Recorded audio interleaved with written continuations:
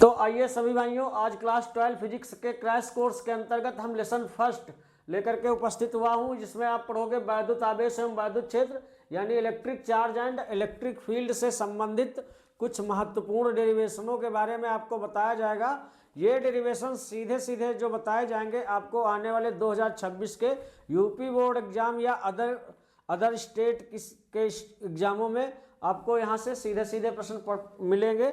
तो आइए सबसे पहले जानते हैं इसके अंतर्गत जो महत्वपूर्ण टॉपिक हैं उन्हीं को कवर किया जाएगा। तो सबसे पहले जानते हैं वैद्युत द्विध्रुव क्या होता है। वैद्युत द्विध्रुव, यहां से क्वेश्चन उठता है। वैद्युत द्विध्रुव यानी इलेक्ट्रिक डाइपोल। तो ये वैद्युत द्विध्रुव क्या होता है, देखिए जब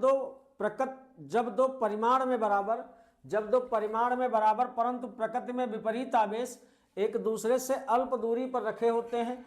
जैसे ये प्लस क्यू चार्ज है, ये उतना ही चार्ज क्यू है लेकिन ये माइनस का है, और ये एक दूसरे से बहुत नज़दीक होते हैं, यानी इन दोनों के बीच की डिस्टेंस बहुत कम होती है। इनके बीच की डिस्टेंस को 2l माना जाता है। इनके बीच की डिस्टेंस को 2l माना जाता है। 2l इसलिए माना जाता है अगर मान लीजिए ये इसका मध्य बिंदु O है और आधी ये डिस्टेंस लेनी हो हमको, तो L डिस्टेंस इधर हो जाएगी, L डिस्टेंस इधर हो जाएगी इस टाइप से, तो L2L हो जाएगा। अगर इसको हम L मानेंगे तो ये फ्रिक्शनल होने लगेगी, यानी L/2 इधर होगी, L/2 इधर होगी, इसलिए इसके बीच की डिस्टेंस को क्या मानते हैं, 2L मानते हैं। मान लीजिए कोई बिंदु A पर प्लस क्यू आवेश है, बिंदु B पर माइनस क्यू आवेश है, तो वैद्युत द्विध्रुव में लिखोगे जब दो परिमाण में बराबर, देखिए इस चार्ज का भी परिमाण क्यू है, इस चार्ज का भी परिमाण क्यू है। जैसे एक प्लस का 5 कूलाम हो तो दूसरा माइनस का 5 कूलाम हो, तो दोनों चार्जों का जो संख्यात्मक मान है वो आपस में बराबर है, केवल प्रकृति विपरीत है। एक धनात्मक आवेश है, दूसरा ऋणात्मक आवेश है। तो इसमें लिखा क्या जाएगा, इसमें लिखा जाएगा जब दो परिमाण में बराबर परंतु प्रकृति में विपरीत आवेश एक दूसरे से अल्प दूरी पर रखे होते हैं, तो इस निकाय को वैद्युत द्विध्रुव कहते हैं। तो इस निकाय को वैद्युत द्विध्रुव कहते हैं। when two charge same in magnitude and opposite in nature are placed very nearest to each other, then this structure is called electric dipole। उम्मीद है ये बात आपको समझ में आ गई होगी। अब इसके बाद इसी के अंतर्गत अगली हेडिंग आती है वैद्युत द्विध्रुव आघूर्ण। इसको इलेक्ट्रिक डाइपोल मोमेंट कहते हैं। इलेक्ट्रिक डाइपोल मोमेंट कहते हैं। तो ये इलेक्ट्रिक डाइपोल मोमेंट क्या होता है, आइए समझते हैं। इसमें लिखोगे बच्चों वैद्युत द्विध्रुव में ये संरचना क्या है आपकी, वैद्युत द्विध्रुव है। इसके कई एग्जाम्पल हैं, जैसे HCl है। क्या है, HCl है। HCl का मतलब इसमें हाइड्रोजन पर एक प्लस आयन है और Cl पर उतना ही माइनस आयन है, यानी हाइड्रोजन पर पॉजिटिव चार्ज होगा और क्लोरीन पर निगेटिव चार्ज होगा, ये सिंगल बॉन्ड द्वारा जुड़े होंगे। तो ये स्ट्रक्चर एक वैद्युत द्विध्रुव है। या जल है, जल का सूत्र H2 होता है, इसको हम लिख सकते हैं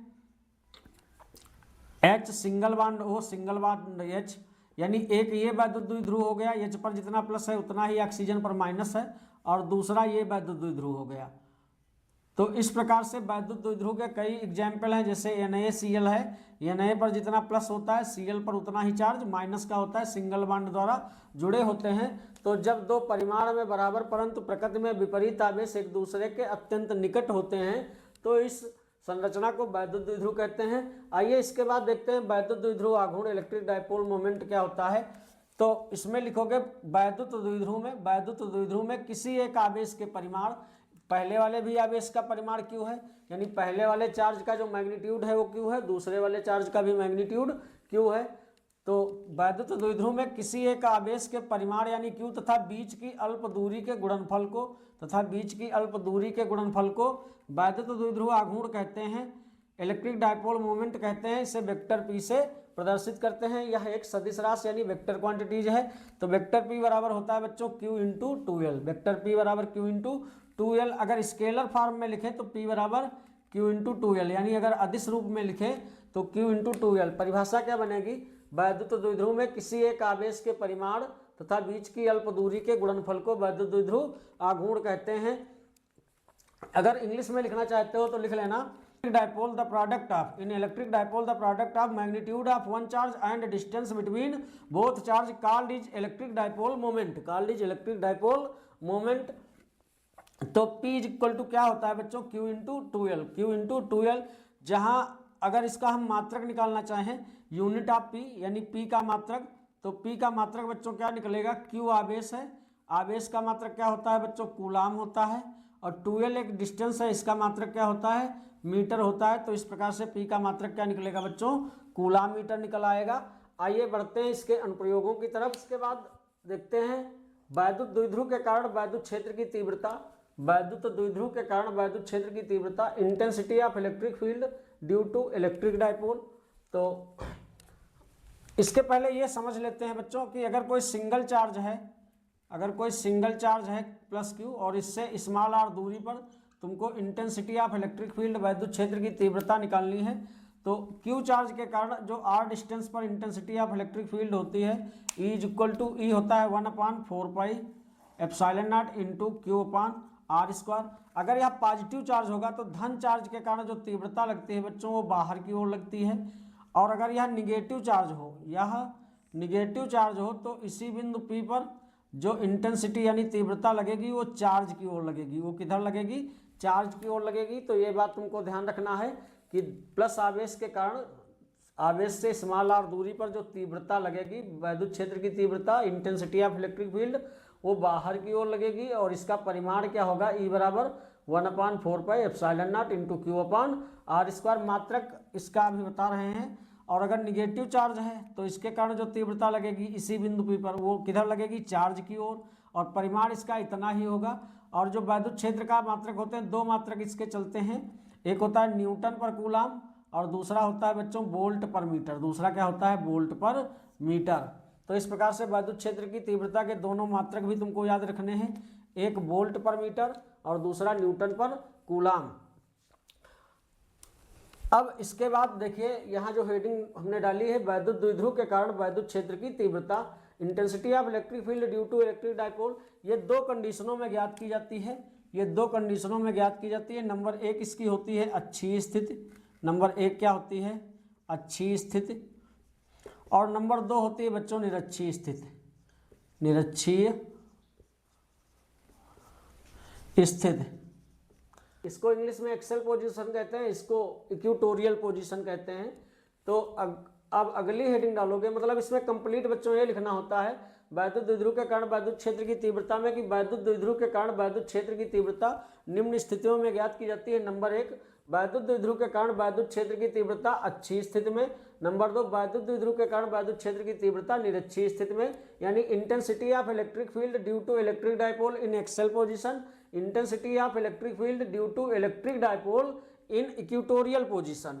तो आइए पहली हेडिंग डाल लेते हैं अपनी, अच्छी स्थिति में पोजीशन, मतलब अच्छी स्थिति में जो वैद्युत क्षेत्र की तीव्रता होगी उसके लिए ये किसके कारण है बच्चों, ये है वैद्युत द्विध्रुव के कारण। किसके कारण, वैद्युत द्विध्रुव के कारण। तो सबसे पहले तुमको एक वैद्युत द्विध्रुव बनाना है। वैद्युत द्विध्रुव बनाने के लिए मान लीजिए ये प्लस Q चार्ज है और ये बच्चों क्या है, माइनस Q चार्ज है। मतलब दो चार्ज होंगे जिनका परिमाण संख्यात्मक रूप से बराबर होगा और इनकी प्रकृति विपरीत होगी, एक प्लस का होगा एक माइनस का होगा। और इसमें जो वैद्युत द्विध्रुव आघूर्ण की दिशा होती है बच्चों वो माइनस से प्लस की ओर होती है, माइनस से प्लस की ओर होती है। और यह एक वेक्टर क्वांटिटी है, P जो है ये कैसी क्वांटिटी है, वेक्टर क्वांटिटी है। तो ये माइनस Q चार्ज है, ये हमारा प्लस Q चार्ज है। मान लीजिए पॉइंट A पर है तुम्हारा, ये कहाँ है, B पर है। यहाँ से यहाँ तक बच्चों दूरी जो कितनी होती है 2L, तो ये मान लीजिए इसका मध्य बिंदु है, तो L डिस्टेंस इधर होगी और L ही डिस्टेंस इधर होगी। अब आते हैं अच्छी स्थिति का मतलब ये होता है बच्चों जो दोनों आवेशों के केंद्रों को मिलाने वाली रेखा है, जो दोनों आवेशों के केंद्रों को मिलाने वाली रेखा है। अगर इस रेखा के डायरेक्शन में कोई पॉइंट है, अगर इस रेखा के डायरेक्शन में कोई पॉइंट है तो माना जाएगा यह बिंदु जो है ये अच्छी स्थिति में है, ये अच्छी स्थिति में है। तो एक वैद्युत द्विध्रुव लिया तुमने जिसके एक सिरे पर माइनस Q चार्ज है, दूसरे सिरे पर प्लस Q चार्ज है। इसका मध्य बिंदु है, O B के बीच की डिस्टेंस स्मॉल है, स्मॉल एल है, ओ ए के बीच की डिस्टेंस स्मॉल एल है, यहाँ से यहाँ तक टोटल डिस्टेंस 2l है।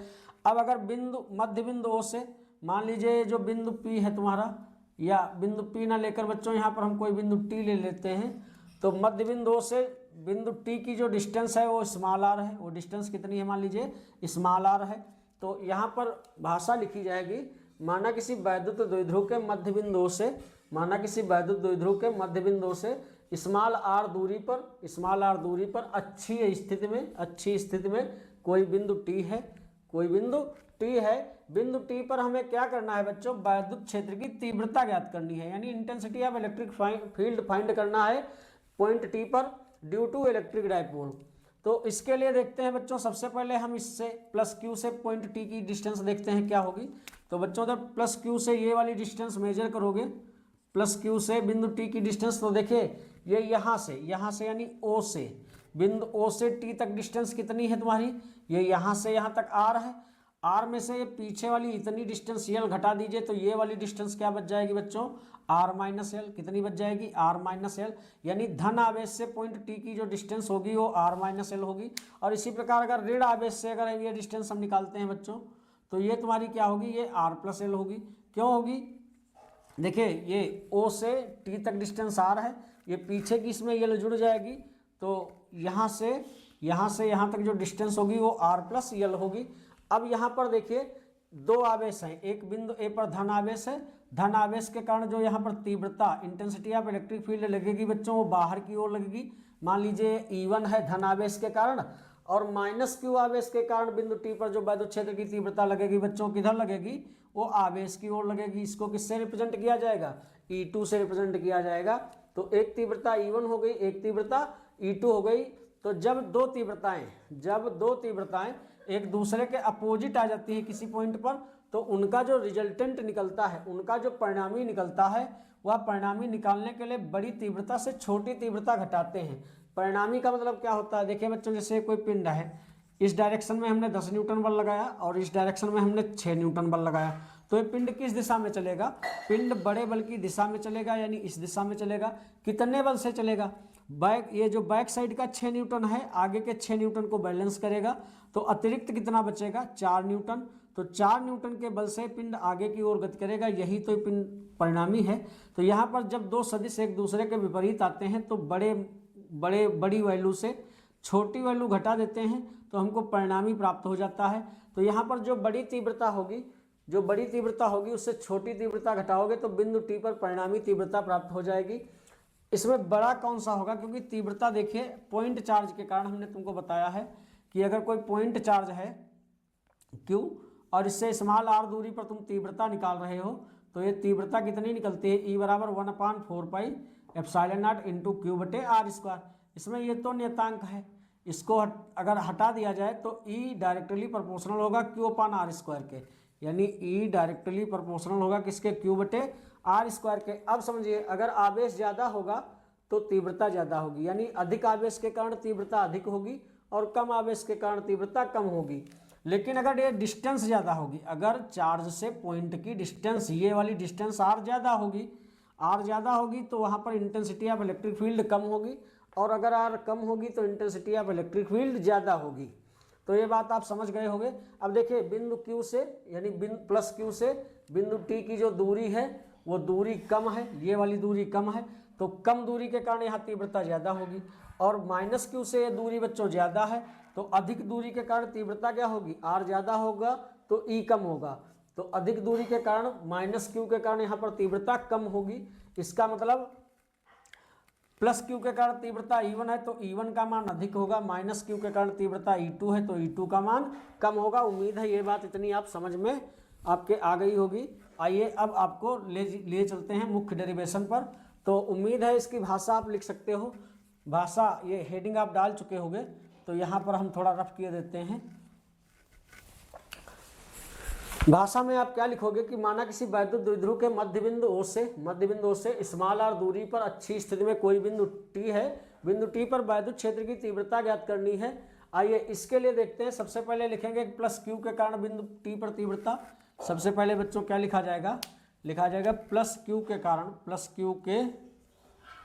कारण बिंदु टी पर तीव्रता या वैद्युत क्षेत्र की तीव्रता लिख लेना। तो ये तुम्हारी E1 जो होगी क्या हो जाएगी 1/4 pi epsilon not 1/4 pi epsilon naught into Q बटे आर स्क्वायर क्यू बटे आर स्क्वायर।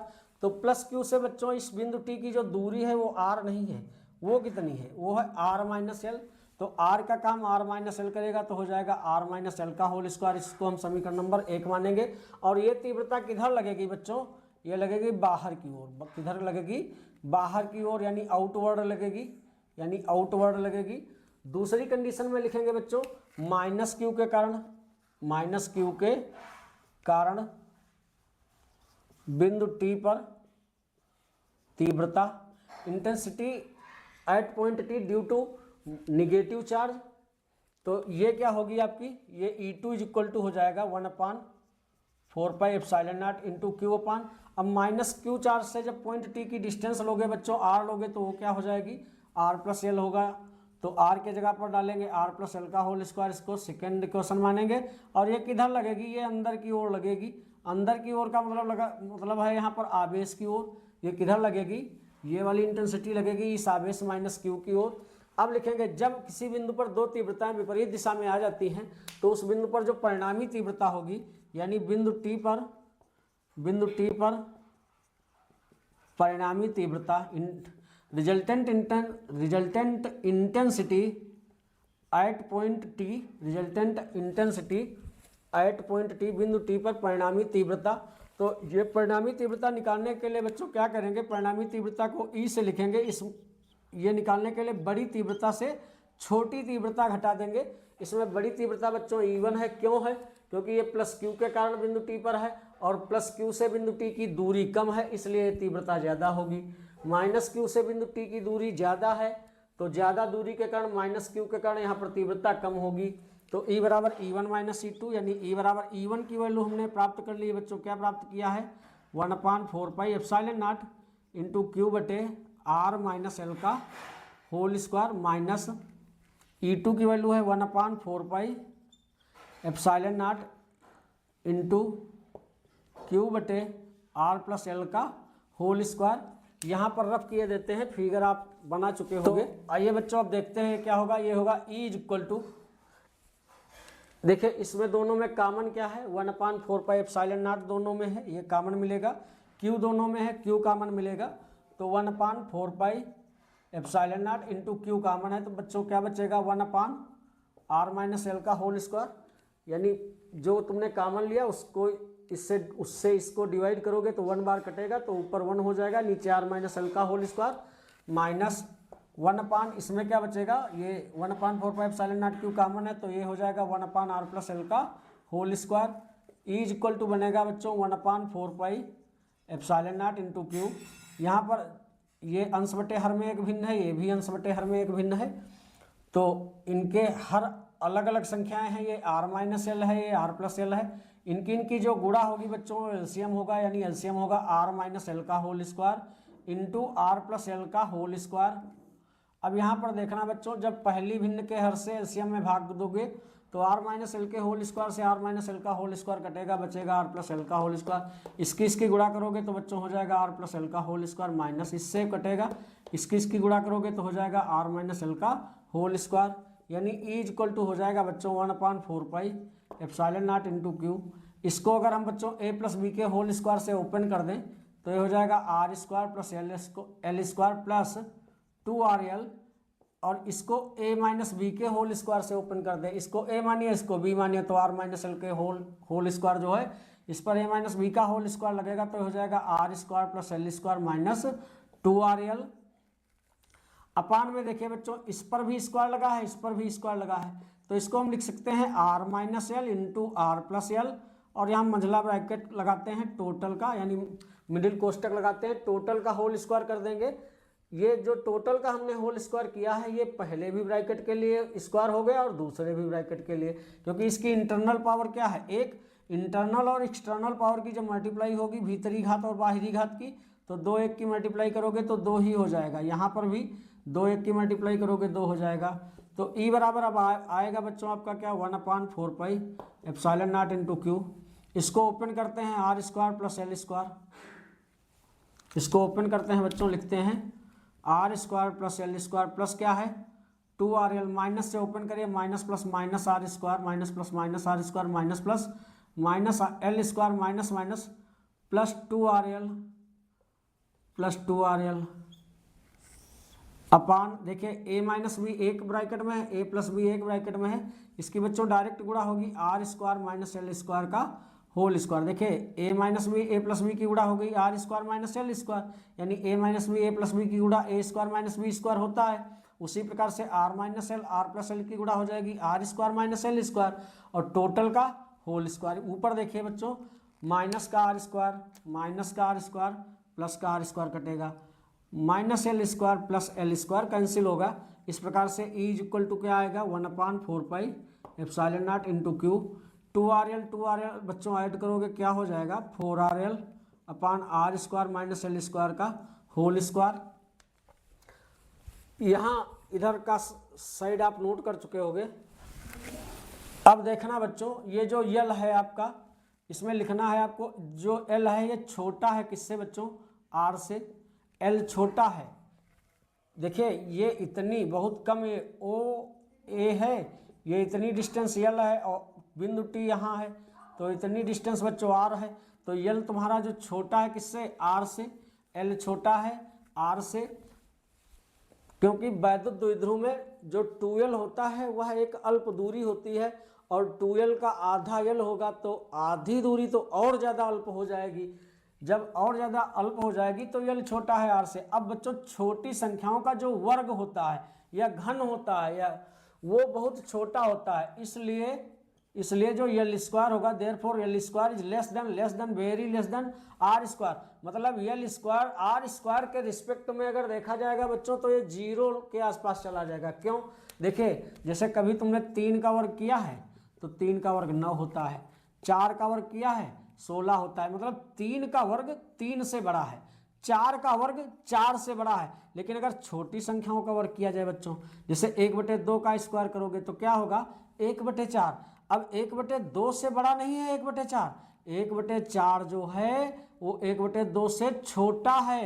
1/4 1/2 से छोटा है। 1/3 का स्क्वायर करोगे 1/9 आएगा, यहाँ 1/9 छोटा है 1/3 से। तो छोटी संख्याओं का वर्ग और घन संख्याओं से भी बहुत छोटा हो जाता है।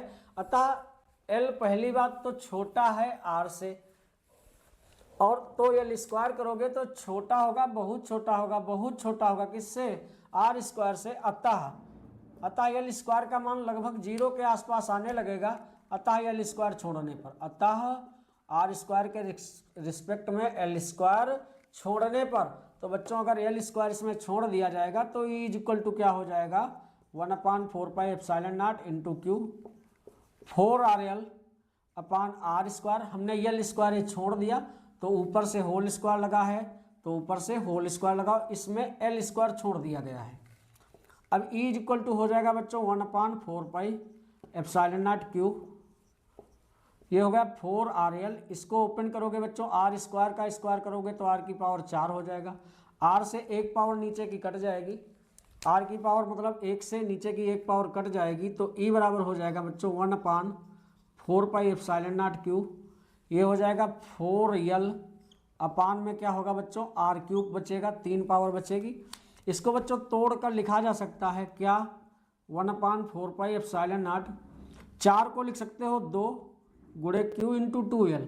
देखिए 2 की मल्टीप्लाई करोगे 4 हो जाएगा, तो ये 2 गुणे 2 4 तो लिखा है, Q को यहाँ लिखा इंटू में 2L लिखा। ये इसलिए लिखा है जिससे Q इंटू 2L की वैल्यू P बन जाए, अपान में क्या है R³। आगे लिख लेना बच्चों, चूंकि जो Q इंटू 2L होता है किसके बराबर होता है P के वैद्युत द्विध्रुव आघूर्ण के, यानी इलेक्ट्रिक डायपोल मोमेंट के बराबर होता है। तो Q इंटू 2L के प्लेस पर बच्चों हम क्या डाल देंगे P डालेंगे, तो E इज इक्वल टू क्या आएगा 1/4 एप्सिलॉन नॉट इंटू 2, और इसके स्थान पर क्या डालेंगे बच्चों P अपान में क्या हो गया R³, अपान में क्या हो गया R³। यूनिट क्या लगाएंगे बच्चों, या तो न्यूटन पर कूलाम लगाएंगे इंटेंसिटी ऑफ इलेक्ट्रिक फील्ड की, अथवा वोल्ट पर मीटर लगाएंगे।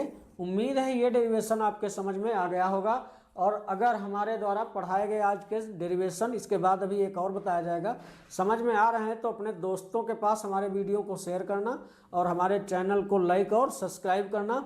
और अगर आप हमारे वीडियो पर ज़्यादा से ज़्यादा संख्या में आते हो तो हम फिजिक्स का बहुत ही बेहतरीन कोर्स आपको होने वाले एग्जाम से पहले प्रोवाइड करा दूंगा, क्रैश कोर्स, जिससे आपके अच्छे से अच्छे नंबर फिजिक्स के सब्जेक्ट में आ जाएंगे।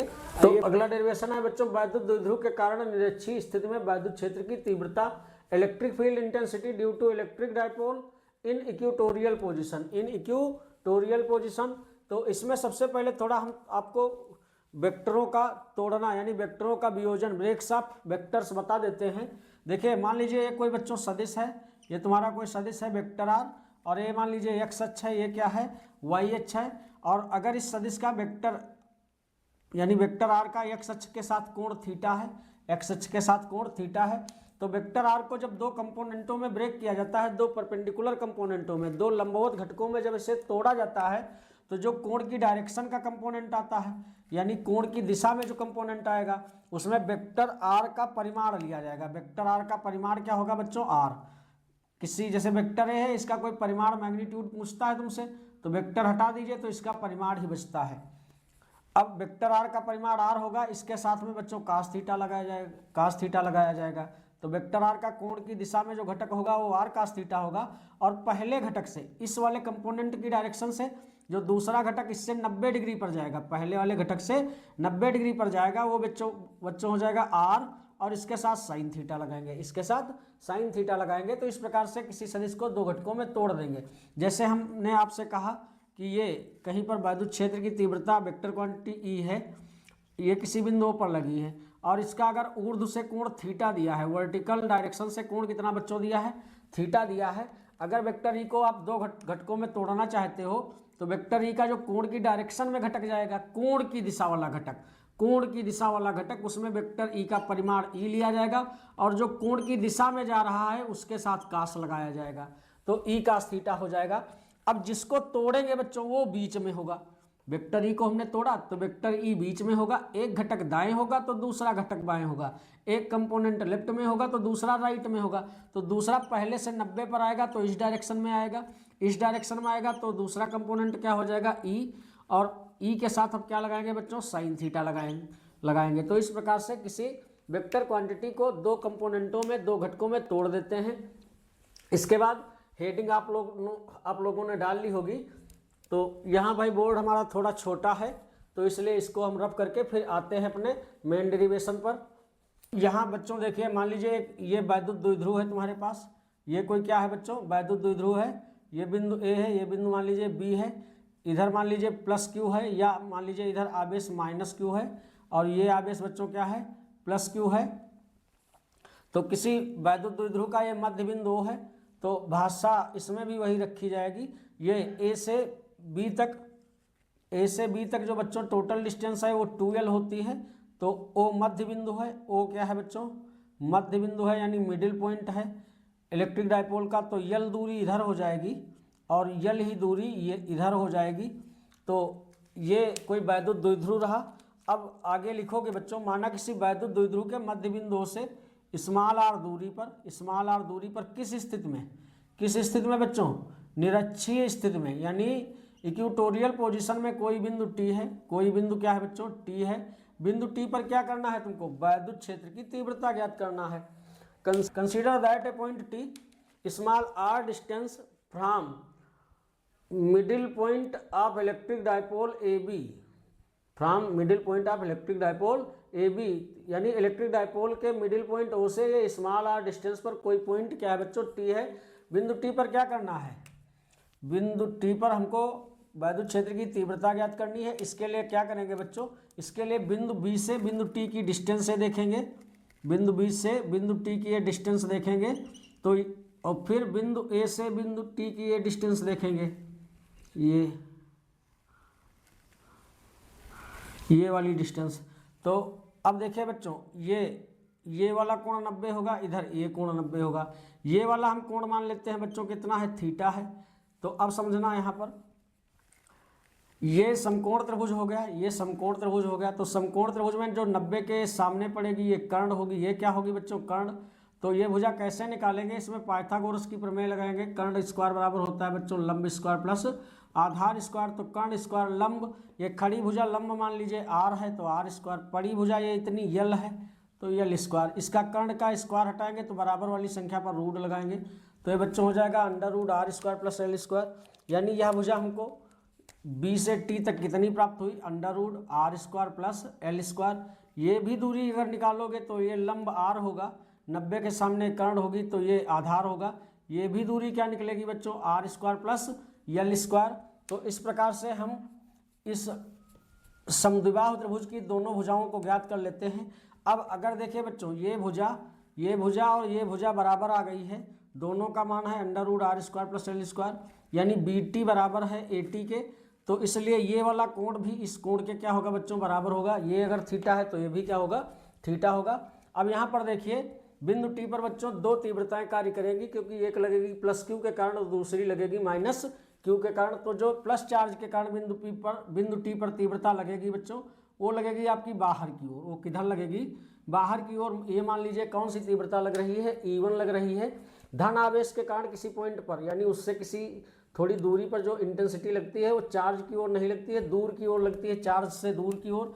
और माइनस चार्ज के कारण जो बिंदु टी पर वैद्युत क्षेत्र की तीव्रता लगेगी वो बच्चों लगेगी चार्ज की ओर, यानी E2 किधर लगेगी, निगेटिव चार्ज की ओर लगेगी।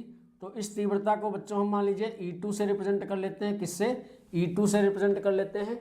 अब बिंदु टी पर, अब यहाँ पर देखना, बिंदु टी पर बच्चों दो तीव्रताएं आ गई।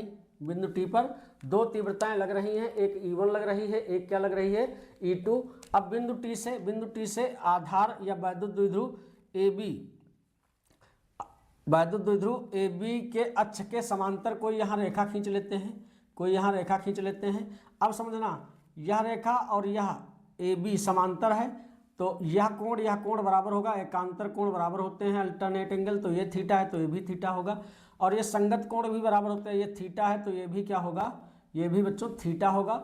अब यहाँ पर समझना, वैद्युत क्षेत्र की तीव्रता E1 को जब हम दो घटकों में तोड़ेंगे तो E1 का जो कंपोनेंट कोण की डायरेक्शन में आएगा बच्चों वो हो जाएगा E1 cos थीटा।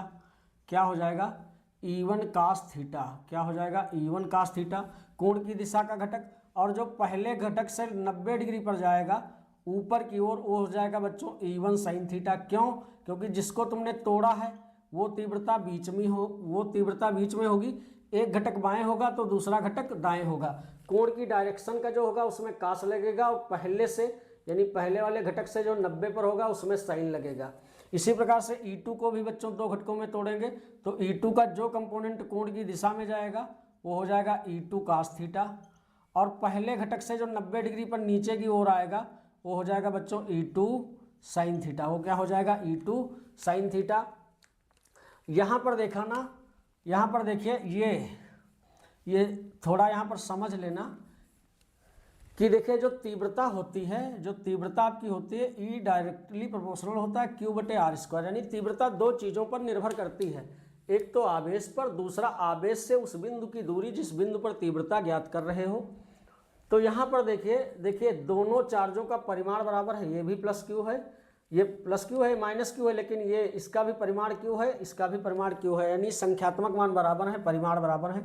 तो दोनों आवेशों के परिमाण बराबर हैं, तो दोनों आवेशों के परिमाण बराबर होने के कारण यहाँ पर तीव्रता जो होंगी दोनों, यानी E1 E2 इनके भी संख्यात्मक मान बराबर होने चाहिए। लेकिन कब, जब दोनों दूरियां बराबर हों। अब BT दूरी देखिए AT दूरी के भी बराबर है, तो इसका मतलब E1 परिमाण में E2 के बराबर होगा। तो इसका यह वाला घटक जो E1 sin थीटा है यह भी E2 sin थीटा के बराबर होगा। लेकिन दिशा में अपोजिट है, लेकिन दिशा में बच्चों ये क्या है, अपोजिट हैं। इनको अलग तोड़कर थोड़ा बता देते हैं। जैसे मान लीजिए बिंदु T है, एक तीव्रता आपकी इस डायरेक्शन में लगी है E1, और इस डायरेक्शन में क्या लग गई है E2। तुमने आधार के समांतर कह लीजिए या वैद्युत द्विध्रुव आघूर्ण की अक्ष के समांतर एक रेखा खींची है, और यह कोण तुमको पता है, यह कोण कितना है बच्चों, थीटा। ये भी कोण कितना है, थीटा। तो E1 का वह कंपोनेंट जो कोण की दिशा में आएगा वो हो जाएगा E1 cos थीटा, और जो पहले से 90 डिग्री पर जाएगा, इस घटक से जो 90 डिग्री पर जाएगा वो हो जाएगा E1 साइन थीटा। इसी प्रकार से इसको जब तुमने दो घटकों में तोड़ा तो इसका जो कोण की दिशा में घटक आया वो हो गया E2 cos थीटा, और पहले घटक से जो 90 डिग्री पर जाएगा इस डायरेक्शन में ये बच्चों क्या हो जाएगा E2 साइन थीटा हो जाएगा। ये दोनों कंपोनेंट मतलब ये दोनों तीव्रता के घटक एक दूसरे के अपोजिट आ गए, तो यह धन दिशा में जितना होगा उतना ही मान इसका ऋण दिशा में होगा।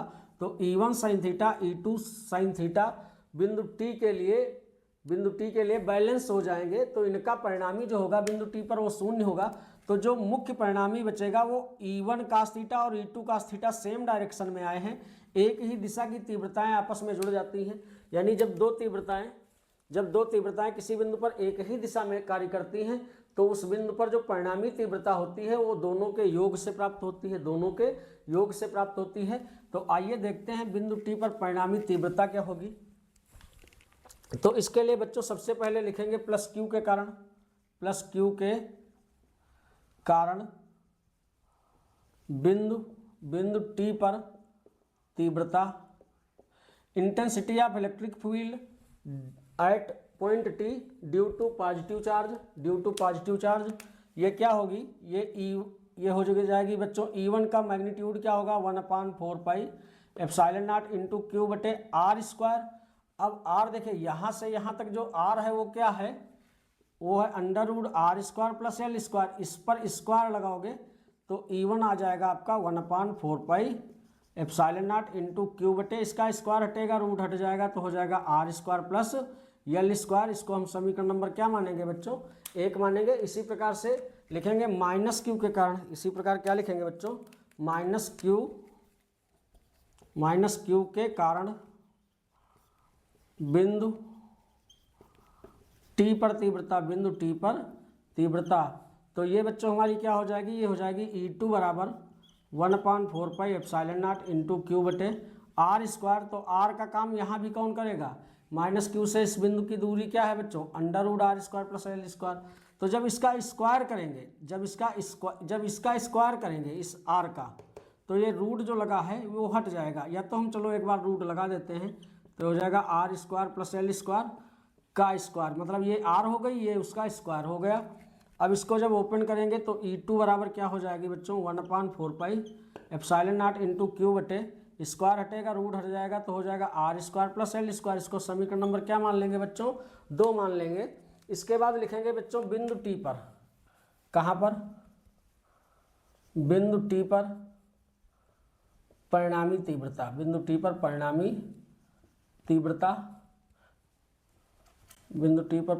तीव्रता, resultant intensity at point T.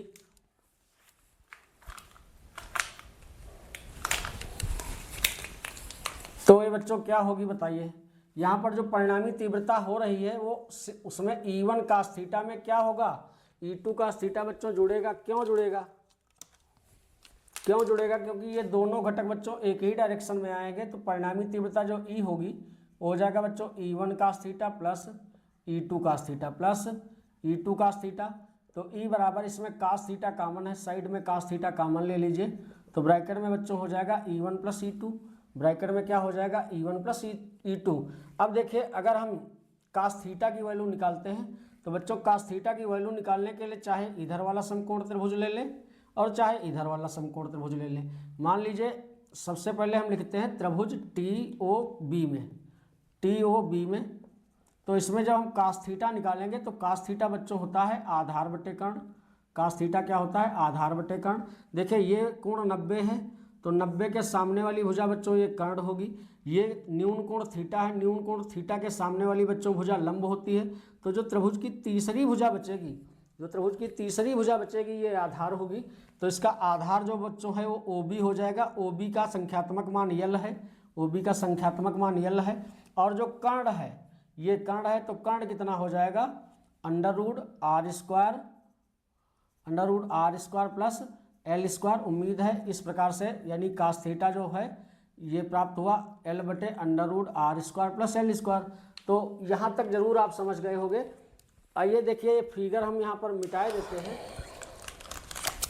अब बच्चों लिखेंगे जो हमारी परिणामी तीव्रता निकल रही है वो क्या निकल रही है, देखिए E बराबर ये है E1 के जगह पर E1 की वैल्यू बच्चों डालेंगे, क्या डालेंगे E1 की वैल्यू 1/4πε0 इंटू क्यू बटे R square plus L square plus ये तो हमने E1 की वैल्यू डाली है, ये हमने किसकी वैल्यू डाली है E1 की, प्लस E2 ये E बराबर है E1 के जगह पर हमने E1 का मान समीकरण 1 से डाल दिया, E2 के जगह पर E2 का मान बच्चों हम समीकरण 2 से डाल देंगे 1/4πε0 इंटू क्यू बटे R square plus L square. ये बच्चों हमने कहाँ से डाल दिया, ये हमने समीकरण 2 से E2 का मान डाल दिया। अब जहाँ कास थीटा लिखा है देखिए ये E1 के जगह पर हमने E1 की वैल्यू डाली, E2 के स्थान पर E2 की वैल्यू, अब इंटू में कास थीटा है, कास थीटा की वैल्यू हमने निकाल ली है, कितनी निकाली है बच्चों L बटे, यहाँ रफ किए देते हैं, समझ गए होगे आप। तो कास थीटा की वैल्यू हम क्या डालेंगे, यानी ये E निकल रहा है, कास थीटा की वैल्यू डालेंगे L बटे under root R square plus L square, इसको रफ किए देते हैं। अब इसी को सॉल्व कर लेंगे, इसी को बच्चों सॉल्व कर लेंगे तो E बराबर हमारा हो जाएगा, ये देखिए 1/4πε0, ये वाला पद और ये वाला पद एक जैसे हैं तो इनके गुणांक जुड़ेंगे, यानी ये 1 सीधे जुड़ जाएगा, क्या हो जाएगा, या कह लीजिए इन दोनों में से कॉमन क्या है, तो दोनों में से देखिए कॉमन है 1/4πε0 इंटू क्यू बटे R square plus L square. अब ब्रैकेट लगाओ, इससे इसको डिवाइड करोगे एक बार कटेगा, इससे इसको पूरे को डिवाइड करोगे एक बार कटेगा, इंटू एल बटे under root R square plus L square.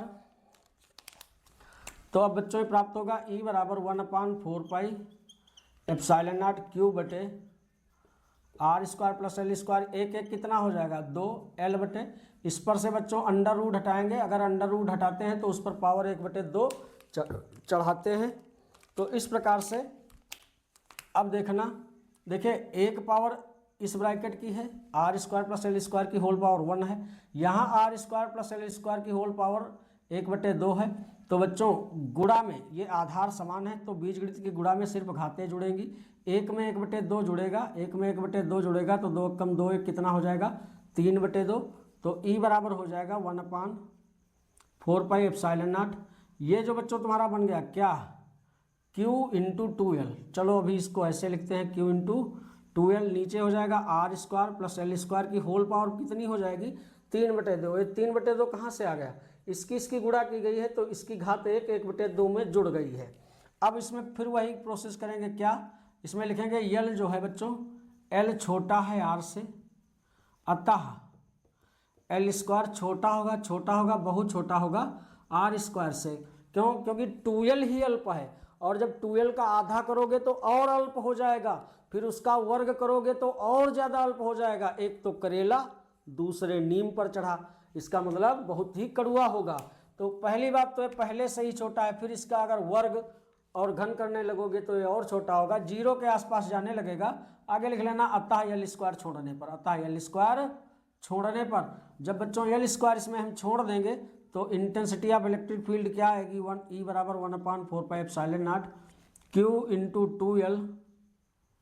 Into 2L बटे आर स्क्वायर, एल स्क्वायर छोड़ दिया तो इसकी होल पावर कितनी बची बच्चों 3/2, 2 यहाँ कैंसिल हो जाएगा, इंटरनल और एक्सटर्नल पावर कैंसिल हो जाएंगी ये, तो E बराबर क्या बचेगा 1/4πε0। इस Q इंटू 2L को बच्चों क्या लिखोगे P लिखोगे, और नीचे R की घात कितना बचा 3 बचा। तो ये आपका डेरिवेशन कंप्लीट हुआ। E का मात्रक क्या लगाओगे न्यूटन पर कूलाम, अथवा क्या लगाओगे बच्चों वोल्ट पर मीटर। तो इस प्रकार से हमने आपके प्रमुख 2 डेरिवेशन इस वीडियो में क्लियर किए, और कमेंट में बताना हमारे द्वारा पढ़ाए गए क्लास कैसे लगे।